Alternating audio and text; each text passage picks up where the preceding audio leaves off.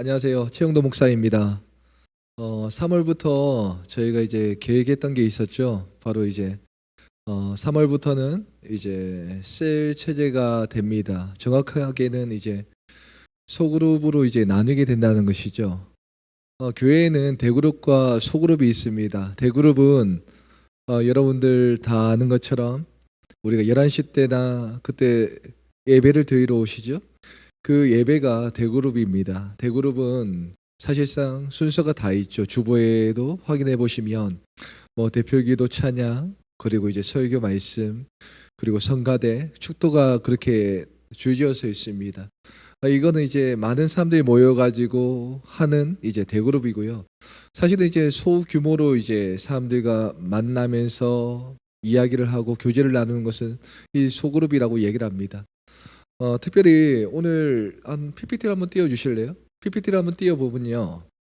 특별히 오늘 주제가 나옵니다. 첫 번째 주제를 한번 볼까요? 아니요, 그거 말고요. 앞에 거.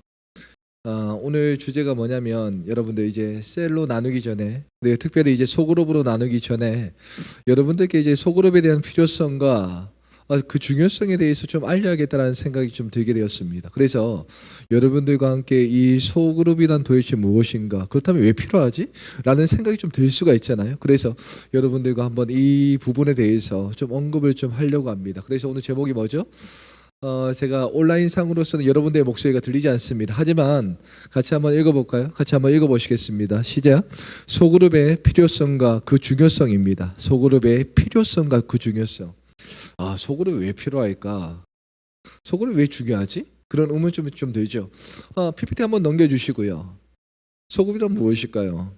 소그룹이란 짧게 제가 정의를 해보았습니다. 사실 이 소그룹에 대한 부분들을 조금 리서치를 했었는데 논문도 참조했었고, 그리고 책도 너무나 많은 책들이 나와 있습니다. 그래서 책들과 논문을 제가 한번 비교를 하면서 용어 자체를 좀 갖고 올까라는 생각을 했었습니다. 그 내용을 갖고 와가지고 여러분들께 이 프레젠테이션을 통해서 여러분들께 보여드리게 된다면 좋지 않을까라고 생각을 했었는데, 사실상 그 내용이 너무 방대하고요. 그리고 그 내용 자체에 대한 언어에 대한 부분들이 너무나 어렵게 배배 이제 꼬았기 때문에 아마 이 부분을 보게 된다면 아마 이 영상을 끄지 않을까라는 생각 때문에 제가 아주 짧게 정의를 내리게 되었습니다. 아주 함축된 용어예요. 함축된 용어인데 제가 한번 드릴게요. 정의는 무엇이죠? 소그룹은 신앙생활을 깊이 있게 나누고 서로를 돌보며 함께 성장하기 위해 정기적으로 모이는 모임이다. 그러니까 이 말도 약간 베베 좀 꼬았는데 사실은 적게 모여서 교제할 수 있는 사람들이 모여가지고 그룹이라는 것이죠. 작은 그룹이라는 것입니다. 근데 이 작은 그룹 왜 만들어졌을까요? 이 소그룹이 왜 있을까요? 목적이 있죠. 바로 소그룹은 개인들이 신앙을 깊게 탐색하고, 이 탐색한다는 말 자체가 너무 생소한데 신앙 성장을 위한 모임이라고 생각하시면 됩니다. 신앙 성장을 하기 위해서 뭐가 필요하죠? 서로의 삶을 공유하면서 신앙적 지원을 제공하는 목적이 있습니다. 이 말은 뭐냐면 그 적은 무리가 함께 모여서 소그룹이라는 사람들이 모였는데 두세 명이죠. 그 적은 사람들이 모여가지고 자신의 삶을 이야기를 합니다. 그리고 형편들을 이야기합니다. 그러면 이제 자신의 마음들이 녹아져 내리잖아요. 그러면 이제 하나님께서 주시는 그 은혜가 아니라도 사람 때문에 은혜를 받을 수가 있습니다. 그것이 이제 소그룹의 굉장히 큰 장점이라는 것이죠. 그래서 이 소그룹이라는 내용 자체를 제가 정의하고 목적하고 여러분들께 드렸지만, 사실은 이제 이 소그룹이라는 내용 자체가 굉장히 어렵게 들리지만 굉장히 쉬운 말입니다. 어떤 말인가 하면 그냥 은혜를 받고 싶다, 그리고 하나님께서 주시는 그 은혜를 체험하고 싶다, 그러면 소그룹으로 와라 라는 그 내용을 저는 전달하고 싶다는 것이죠. 그래서 소그룹이란 딴 걸 생각하지 마십시오. 여러분들 은혜를 받고 싶습니까? 여러분들 신앙적인 깊이를 체험하고 싶습니까? 그리고 신앙적인 깊이를 좀 더 확보하고 싶습니까? 그러면 여러분들 소그룹에 참여하시면 됩니다. 신앙이 깊어지고 싶다면 소그룹에 참여하시면 됩니다. 그런데 이 이야기는 저만의 이야기가 아니고요. 저만의 이야기가 아닙니다. 제가 여러분들과 함께 이제 공과 공부를 좀 하잖아요. 공과 공부를 할 때마다 제가 어디서 데이터를 갖고 오는가 하면 통계청에서도 그 자료를 갖고 오지만 사실은 목회 데이터 연구소에서 꽤나 많은 데이터를 갖고 옵니다. 제가 목회 데이터 연구소에서 데이터 갖고 오는데 어떤 데이터가 있는가 한번 볼까요? 넘겨주시죠. 제가 지금 앞에 있어가지고 뒤에 있는 프로젝테이션이 잘 보이지 않습니다. 하지만 크게 이제 주황색 글씨는 명확하게 보입니다. 뭐냐면 소그룹을 통해서 은혜에 대한 경험, 감동에 대한 경험이 있습니까? 있다라는 퍼센테이지가 몇 퍼센테이죠? 바로 90%인 것입니다. 90%이지. 굉장히 많은 수치가 있죠. 그러니까 소그룹을 통하여서 은혜를 받는 사람들이 꽤나 많다는 사실이죠. 대그룹에서도 분명히 여러분들 은혜를 받으실 줄 믿습니다. 설교를 통해서, 찬양을 통해서, 또한 성가대에 대한 흘러나오는 그 찬양을 통해서 여러분의 인생 가운데 굉장히 큰 은혜를 받을 수 있을 것입니다. 하지만 이 소그룹은 전체적인 확률로 바라봤을 때 가장 크게 은혜를 받는 하나의 집단이라는 것이죠. 대그룹보다 소그룹이 은혜를 받을 가능성이 많습니다. 소그룹이 은혜를 더 많이 받을 수가 있다는 것이죠. 특별히 주황색의 제일 첫 번째 어떤 부분에서 은혜를 가장 많이 받는다고 이야기를 하고 있죠? 바로 자신의 삶을 고백하며 나눴을 때 자신의 삶이 있죠. 우리의 삶이 있습니다. 다 똑같은 삶을 살지 못합니다. 여러분들 지금 PPT를 누가 넘기고 있는지 아십니까? 정우진 청년이 넘기고 있습니다. 근데 정우진 청년 역시 여러분들과 똑같은 삶을 살까요? 아닙니다. 사실은 정우진 청년만의 인생을 살아가고 있고요. 그리고 변호진만의 인생을 살아가고 있고 효경이만의 인생을 살아가고 있죠. 각자 다른 인생을 다 살고 있습니다. 그런데 그런 다른 인생 가운데 어떻게 모든 인생들을 우리가 똑같지 않기 때문에 어떻게 알 수 있겠습니까? 하지만 이 소그룹을 통해서 여러분의 삶을 나눴을 때 비로소 알 수가 있다는 것이죠. 알게 되면요, 여러분들 마음에 있는 응어리와 문제를 다른 누구에게 말하는 것조차만으로도 여러분들 가운데 큰 감동과 은혜가 됩니다. 특별히 요즘 상담 심리소 같은 게 많이 생기고 있죠. 제 얼굴 한번 비춰주세요. 상담 심리소 같은 게 굉장히 많이 생기고 있습니다. 왜 많이 생길까요? 왜 많이 상담 심리소 같은 게 왜 계속적으로 개업을 할까요? 딴 이유가 아닙니다. 사회가 급변하면 급변할수록 사람들은 외로워지기 마련이고 그리고 문제가 많아지기 마련입니다. 그런데 그런 문제를 어디서 해소할까요? 누군가에는 해소해야 합니다. 근데 가까이 있는 그 친구에게 나의 어떻게 보면 치부 같은 것을 드러내게 된다면 어떻게 할까요? 도망갈 수도 있죠. 그리고 다르게 볼 수가 있습니다. 그래서 상담 심리소 같은 데 가서 나의 고민을 이야기를 합니다. 그리고 나의 그 말 못했던 이야기를 하면서 푸는 겁니다. 근데 그 풀었을 때 어떤 기분이 드는가? 그 마음이 해소가 된다는 것이죠. 은혜가 된다는 것이죠. 감동이 될 수가 있다는 것입니다. 근데 이 말은 저의 말이 아닙니다. 어떤 기독교 상담 학자 폴 트루니라는 학자가 있거든요. 굉장히 유명한 학자입니다. 여러분들 PPT 한번 띄워주실래요? 기독교 상담학자 폴 트루니라는 이제 상담 심리 학자가 있습니다. 이분은요, 굉장히 유명한 이야기를 했습니다. 세상에서 혼자 할 수 없는 두 가지 영역이 있다고 합니다. 혼자서 할 수 없는 두 가지 영역. 도대체 뭘까? 여러분들 결혼이 있습니다. 결혼 혼자서 할 수 있나요? 할 수가 없죠. 혼자서 결단코 그 결혼을 할 수가 없습니다. 어떻게 이제 이성과 누군가가 있어야지, 이성에 대한 부분들이 있어야지 결혼을 할 수가 있는 것이죠. 그래서 결혼은 혼자 하지 못합니다. 누군가가 있어야지 감당할 수 있다는 것이죠. 그리고 폴 투유니는 우리 가운데 굉장히 중요한 영역이 있다고 이야기합니다. 무슨 영역이냐? 신앙인은 그리스도인은 홀로 그리스도인이 될 수가 없다는 것을 우리 가운데 이야기를 했습니다. 왜 그럴까? 여러분들 동의합니까? 여러분들 이 질문에 대해서 혹시 동의하십니까?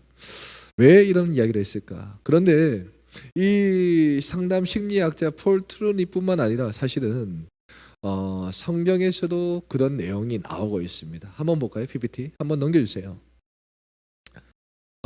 소그룹을 이렇게 이제 이야기를 하면 누군가에 대한 만남이 소그룹이잖아요. 그렇다면 나 혼자는 결단코 홀로 이 그룹을 만들 수가 없습니다. 성경에서 말하는 홀로 설 수 없는 까닭이 무엇이냐? 홀로 신앙생활을 할 수 없는 까닭이 무엇이냐?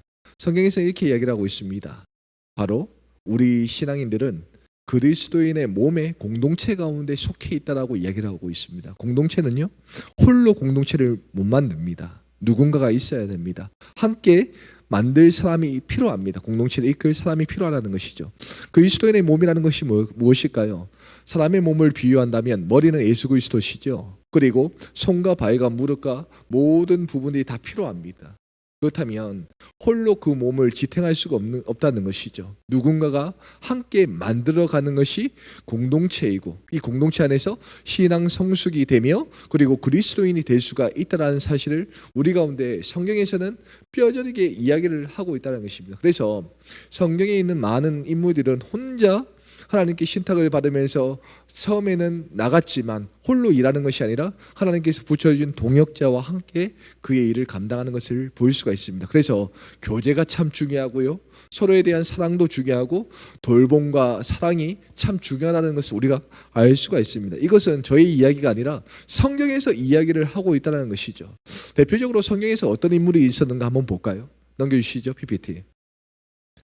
여러분들과 한번 한 인물에 대해서 한번 이야기를 해보려고 합니다. 모세의 장인 이르로. 모세는요, 성경에서 굉장히 유명한 인물입니다. 특별히 교회를 다니지 않는 사람들도 이 모세에 대해서 잘 알고 있죠. 왜냐하면 이집트 왕자라는 그런 이제 애니메이션이 만들어져서 전 세계적으로 이제 어떻게 보면 많은 인파들이 이 애니메이션도 보았고, 그리고 모세라는 이런 등장의 이 인물에 대해서 세계적으로 많이 인물적 비유를 했기 때문에 모세는 모를 수가 없습니다. 교회를 안 다녀도 모세는 압니다. 홍해를 갈랐던 인물이구나. 이펙트가 너무 강하기 때문에 알 수밖에 없죠. 어떻게 보면 모세는 홀로 그저 신앙을 감당했던 인물처럼 보입니다. 왜냐하면 하나님께서 주시는 그의 신탁과 능력이 너무나 위대했기 때문에. 홍해를 여러분들 가둘 수가 있습니까? 앞에 있는 강물도 우리를 못 가릅니다. 작은 하천도 못 가르죠. 그런데 모세는 하나님의 주권으로, 하나님께 주신 능력으로 그런 홍해를 갈랐다는 것입니다. 그것만 보아도 모세는 분명히 하나님과에 대한 면밀한 관계가 있었습니다. 그런데 성경에서 말하기에는 어떤 내용이 나오는가? 모세 혼자서 이스라엘 백성들을 이끌고 나아갑니다. 그런데 굉장히 많이 허덕였죠. 근데 모세는 누구하고 결혼했는가 하면 시보라하고 이제 결혼을 했습니다. 그런데 그의 장인이 성경에서 등장을 합니다. 장인의 이름이 뭐죠? 이르로였습니다. 이르로. 그 이르로가 모세가 이렇게 출애굽을 시킨 백성들과 함께 있는 것을 보게 됩니다. 그리고 재판장의 역할을 하는 것을 보게 됩니다. 얼마나 쩔쩔매는지 장인이 모세를 부릅니다. 야, 너 왜 혼자서 일을 하니? 같이 일을 하면 좋잖아. 같이 일을 분배하면 얼마나 좋겠느냐라고 장인이 이야기를 합니다. 여러분들 혹시 장인이 없어가지고 장인에 대한 마음을 모르는데, 저는 이제 결혼을 했지 않습니까? 결혼을 하면요, 장모님이 참 잘해주십니다. 상대 측에 있는 아내에 대한, 제가 남자이기 때문에 아내의 엄마가 누구죠? 장모님이고, 그리고 아내 그 부모님, 그 아빠가 누구죠? 아버지가 바로 장인어른이시죠. 그런데 제가 결혼해 보니까 장모님도 잘해주시지만 장인어른도 참 많이 저한테 충고도 많이 해주시고 잘해주십니다. 왜냐하면 사이가 잘 돼야 되니까. 사이가 잘 돼야지 딸이 더 잘 사랑받고 잘 하지 않겠습니까? 그래서 이 장인어른의 마음으로 지금 이르러가 모세에게 충고를 해줍니다. 어떤 충고를 하죠? 바로 능력 있는 사람들을 모아서 천부장과 백부장과 십부장을 세워서 그 일을 감당하라고 이야기를 하는 것입니다. 너 혼자 하지 말라. 너 혼자서 왜 그 일을 하냐. 나눠서 그 일을 좀 감당해라라고 이야기를 하는 것입니다. 모세 역시 홍해를 갈랐던 사람이었고 굉장히 위대한 인물이었지만 홀로 그의 신앙생활과 홀로 공동체 생활을 감당할 수가 없음을 성경에서는 이야기를 해주고 있다는 것이죠. 그런데 구약에서 한 대표적인 인물을 뽑는다면 모세였고, 신약에서는 가장 유명했던 인물들은 누구였죠? 통괄적으로 사도들이 가장 유명했습니다. 근데 사도들이 이제 공동체를 이제 만들기 시작합니다. 교회를 만들었죠. 근데 사도들 각 개인으로 신앙생활을 할까요? 아닙니다. 일이 벅차니까 어떻게 하죠? 집사와 장로와 선생을 세워가지고 일을 분배하기 시작하죠. 그러니까 저의 이야기가 아니라 아까 상담 심리학자였던 폴 트루니가 말했던 내용들은 사실 어디에서 나오는 기반에서 나왔던 내용인가 하면 성경에서 나왔던 내용이라는 것이죠. 성경에서도 홀로 신앙생활을 감당할 수가 없다는 것을 이야기를 해주고 있습니다. 그런데 성경에서만 이야기를 할까요? 아닙니다. 넘겨주실까요? PPT. 바로 종교개혁을 감당했던 인물이 칼빈도 있었고 어쩌빙글리도 있었고 그리고 루터도 있었죠. 그런데 가장 종교개혁의 선봉자였던 사람이 누구였습니까? 바로 루터였습니다. 근데 그 루터가 종교개혁을 감당하면서 이제는 이제 구교에서 신교로 넘어가게 됩니다. 이제는 구교에서 있었던 악한 폐습을 무너뜨리고 이제는 이제 새롭게 개신교를 창설하면서 새롭게 나아가게 됩니다. 그러면서 어떤 이제 교회를 세워가는 과정 가운데 교회 가운데 이제 선포를 합니다. 어떤 내용을 선포하는가 하면 교회 안에 교회를 선포하게 된다는 것이죠. 교회 안에 교회. 교회 안에 교회가 뭘까요? 교회는 교회인데 교회 안에 교회는 뭐야? 그런 생각이 좀 들죠. 교회 안에 교회는 다른 게 교회 안에 교회가 아니고요.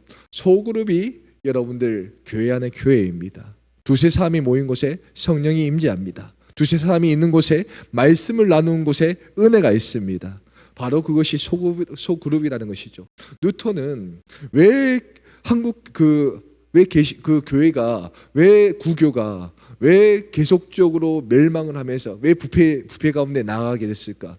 딱 한 가지였죠. 교황의 힘이 너무나 강했습니다. 주권자들이 너무나 힘이 강하니까 거기서 대그룹이 이루어지니까 대그룹만 이루어지니까 결국은 그 안에 있었던 백성들은 은혜를 받지 못하고 부패의 길로 나갔다는 것을 너무나 잘 알고 있었습니다. 그래서 교회 안에 있는 교회를 살리는 것뿐만 아니라 교회에 있는 모든 사람들이 같이 성장할 수가 있는 것은 바로 소그룹이다라는 것을 종교개혁자 루터는 이야기를 하고 있다는 것이죠. 이것만 보아도 소그룹이 굉장히 필요하다는 것을 우리가 좀 알 수가 있습니다. 그렇다면 어떤 내용이 또 나와 있는지 한번 볼까요? PPT 한번 넘겨주실래요? 이 성경과 그리고 이제 심리학자에 대한 이야기와 그리고 종교개혁에 있었던 그런 내용들을 쭉 살펴보게 된다면 분명히 이제 소그룹이 필요하다는 것을 우리가 좀 인지할 수가 있습니다. 하지만 질문할 수가 있죠. 너무 오래된 내용이 아닐까요? 너무나 오래된 내용입니다. 종교개혁도 16세기에 발생된 일이기 때문에 얼마나 이제 그 세월이 얼마나 길겠습니까? 그런 의문점도 들죠. 옛날에는 소그룹이 필요했는데 요즘은 소그룹이 필요하지 않을 것 같다라는 생각이 좀 드는데 그렇지 않습니다. 그렇지 않아요. 왜 그러냐면 요즘 현대 사회 역시 이 소그룹에 대한 중요성을 굉장히 깊이 있게 생각을 하고 있습니다. 왜냐하면 여러분들 팬데믹 이후에 많은 사람들이 집에 들어가게 되었습니다. 개인주의로 변하게 되었죠. 그리고 나서 그 사람들이 하는 행동이 뭐겠습니까? 집에 밖에 나오지 않고 홀로 생활을 보내면서 자신의 유익을 위해서 시간을 보내게 되었습니다. 그런데 이 팬데믹 이후에 사람들이 깨닫게 된 것입니다. 홀로 살다 보니까 이게 안 되는구나라는 그런 인식이 좀 들게 되었습니다. 홀로 살아가니까 너무 외롭고 홀로 살아가니까 유익이 된 것 같지만 사실은 유익도 아니고 그래서 요즘 정신적인 스트레스와 정신적인 질병을 갖고 있는 사람들이 얼마나 많이 있습니까? 이런 현상 가운데 사회에서는 하나의 솔루션을 냈죠. 뭐냐면 각 취미와 각 그룹과 각 이제 마음이 맞는 사람들끼리 소그룹 같은 것을 만들 수 있는 어플도 나왔고요. 그리고 모일 수 있는 환경도 지금 계속적으로 제공되고 있고 만나서 그런 정신적인 문제와 환경적인 요인을 풀려고 하는 움직임들이 보이고 있습니다. 그래서 이 소그룹은 성경에서만 이야기하는 것이 아니라 현대 사회 의학에서도 이야기하고 현대 사회 심리학적으로서도 이야기를 하고 현대 이 문제를 해결할 수 있는 모든 기관들이 이야기를 하는 것이 이구동성으로 이야기하는 것이 이 소그룹에 대한 필요성이라는 것이죠. 그래서 가장 이 교회에서 먼저 소그룹이 이행되면서 있었는데 이 소그룹이 왜 필요할까? 바로 여전히 한국 교회는 어떠한 사람들이 있는가 하면 소외된 사람들이 굉장히 많이 있습니다. 그죠? 대그룹에 대한 예배만 진행을 받고 그리고 대그룹 내에서 있었던 설교의 말씀이나 그리고 찬양을 통해서 잠깐 은혜를 받고 떠나는 사람들이 많다는 것이죠. 그래서 교회 내에서 소외를 당한 사람들이 꽤나 많이 있습니다. 그리고 소속감도 불명하죠. 그런데 소그룹은 왜 교회 내에서 존재를 해야 되는가? 왜 교회 내에서 소그룹을 해야 되는가? 첫 번째, 소속감이 분명히 들기 때문에 그렇습니다. 우리가 교제를 하면요. 그리고 교인들과 서서히 알아가게 되면요. 우리가 그 청년들과 함께 그 마음들을 알게 되면요. 소속감이 생길 수밖에 없습니다. 그리고 나의 마음 가운데 소외감이 있었지만 많은 사람들과 이야기를 하게 된다면, 소그룹 내에 있었던 그의 사람들과 이야기를 하게 된다면 어떤 마음이 들겠죠? 소외감이 사라질 수밖에 없겠죠. 그래서 소그룹은 현대 사회적 질고에 대한 문제를 해결할 수 있는 솔루션이자 교회 내에서 소외된 사람들과 그리고 소속감이 불명한 사람들 가운데 분명히 처방할 수 있는 솔루션이라는 것을 저는 이야기를 하고 싶습니다. 그런 관점에서 PPT 한번 넘겨줄까요? 저희 이야기뿐만 아닙니다. 여전히 여기서 쭉 보게 된다면 PPT에서도 보이죠. 한국은 꽤나 이 평균 그 외로움을 느끼는 사람들이 꽤나 많은 나라입니다. 특별히 평균이 지금 51%죠. 51%인데 저희 한국은 외로움을 느끼는 수치가 얼마나 됐죠? 57%입니다. 평균치를 넘었습니다. 특별히 1위가 어떤 나라죠? 필리핀입니다. 가장 적은 나라가 베트남인데 필리핀은 왜 그렇게 외로움을 느낄까라는 부분은 저는 잘 모르겠습니다. 그런데 베트남이 좀 의외였습니다. 베트남은 그렇게 잘 사는 나라가 아니잖아요. 그런데 요 근래 이제 많은 공장들과 많은 기업들이 지금 베트남으로 이주했기 때문에 일 때문에 외로울 겨를이 없어가지고 아마 이렇게 되지 않았을까라는 제 개인적인 이제 추측입니다. 특별히 이제 한국은 외로움을 느끼는 나라 가운데 42위를 차지했습니다. 일본과 똑같죠. PPT 한번 넘겨주실래요? 특별히 외로움 수치를 느끼고 있는 사람들 중에 어디 나이대가 가장 많았는가 제가 한번 살펴보니까요. 저는 나이가 많은 사람일수록 저는 외로움을 많이 느낀다고 생각했습니다. 왜냐하면 나이가 들면 들수록 친구들이 한 명씩 떠나잖아요. 그리고 주위에 있는 사람들도 떠납니다. 그리고 나를 반기면서 찾아올 사람들이 이제 점점점 줄게 되는 것이죠. 왜냐하면 내가 일을 할 수 있는 선봉선의 그 일의 자리 가운데 놓여져 있다면 친구들과 동료들이 찾아와서 그 외로움은 좀 덜할 건데, 은퇴를 하게 되면요 외로워질 수밖에 없습니다. 그런데 여기서 이 통계를 보면서 좀 의아했던 게 뭐냐면 나이가 든 사람보다 오히려 젊은 층들이 외로움을 더 많이 느끼고 있다는 사실을 제가 보게 되었습니다. 특별히 가장 많이 외로움을 느끼고 있는 나이대는 어떤 나이대인가? 20대입니다. 20대. 이제 막 갓 학교에 들어가서 청춘을 보내고 있으며 학업 생활을 감당해야 할 만한 사람들이 지금 외로움을 많이 느낀다라고 이야기를 하는 것이죠. 한국뿐만 아닙니다. 지금 세계 142개국을 통계로 내서 나이대를 분석한 결과 가장 외로움을 많이 느끼는 나라가 바로 20대였다는 것이죠. 여러분들 지금 어떤 시절을 보내고 있습니까? 청년의 시절을 보내고 있죠. 근데 그 청년의 시절이 20대지 않습니까? 여러분들 다. 그런데 여러분들 그만큼 지금 많은 사람들보다 다른 나이대보다 지금 더 극한 외로움을 지금 당하고 있다는 것을 우리가 좀 알 수가 있습니다. PPT 한번 넘겨주실래요? 그래서 여러분들 가운데 이제 솔루션을 제공하기를 원합니다. 어떤 솔루션? 외로움을 극하게 느끼는 여러분들께 솔루션을 주는데, 여러분들께 드리는 이 솔루션은 바로 소그룹입니다. 소그룹. 여러분들, 이 소그룹에 대한 솔루션은요, 저희 이야기가 아니죠. 성경에서도, 그리고 심리학자도, 그리고 종교개혁자도, 그리고 현대사회의 많은 그 그룹에 있는 속해 있던 많은 사람들이 이구동성으로 이야기하는 게 솔루션입니다. 이 소그룹입니다. 여러분들께 이 외로움을 달랠 수 있고 신앙의 성장을 감당할 수 있는 솔루션, 저는 여러분들께 당연하게 이야기를 합니다. 소그룹에 참여해야지 여러분들이 신앙 성장뿐만 아니라 외로움을 달랠 수가 있고, 그리고 소속감을 분명하게 할 수가 있고 좀 더 나은 생활을 감당할 수가 있다라고 분명하게 이야기할 수가 있습니다. 그래서 이 소그룹의 유익은 무엇이냐? 여러분들의 삶에 대한 질과 연계되어 있습니다. 그리고 신앙에 대한 질과 연결되어 있습니다. 그리고 소속감에 대한 부분들과 연관되어 있습니다. 그래서 여러분들 3월 달부터 진행할 이 소그룹에 적극적으로 참여하셔서 이 신앙적인 질을 높이시고 삶의 질을 높이시고 소속감의 질을 좀 높였으면 좋겠습니다. PPT 한번 넘겨주실래요? 그런 관점에서 이제 여러분들이 참여자로 참 중요하죠. 소그룹에 이제 들어가게 된다면요, 소그룹 안에는 이제 참여자뿐만 아니라 리더자도 이제 존재하게 됩니다. 그런데 우리가 생각하기에는 리더자 그냥 하나의 순서를 맡은 사람이 아닐까라는 생각이 좀 들죠. 그런데 리더자가 참 중요한 게 무엇이냐면 그저 순서만 넘기는 사람이 리더자가 아니라는 사실입니다. 리더자는요, 그 소그룹 내에서 여러분들의 이야기를 청정해 주면서 그리고 그 문제에 대해서 함께 고민을 나누며 영적으로 이제 같이 이야기를 나눌 수 있는 사람이 리더입니다. 그래서 소그룹에서 이 리더의 역할은 굉장히 중요한 역할을 감당할 수가 있다는 것이죠.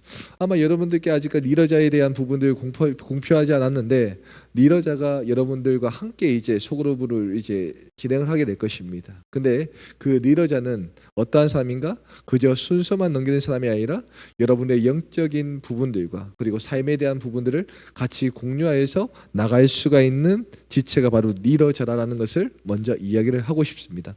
그런 관점에서 한번 PPT를 한번 넘겨줄래요?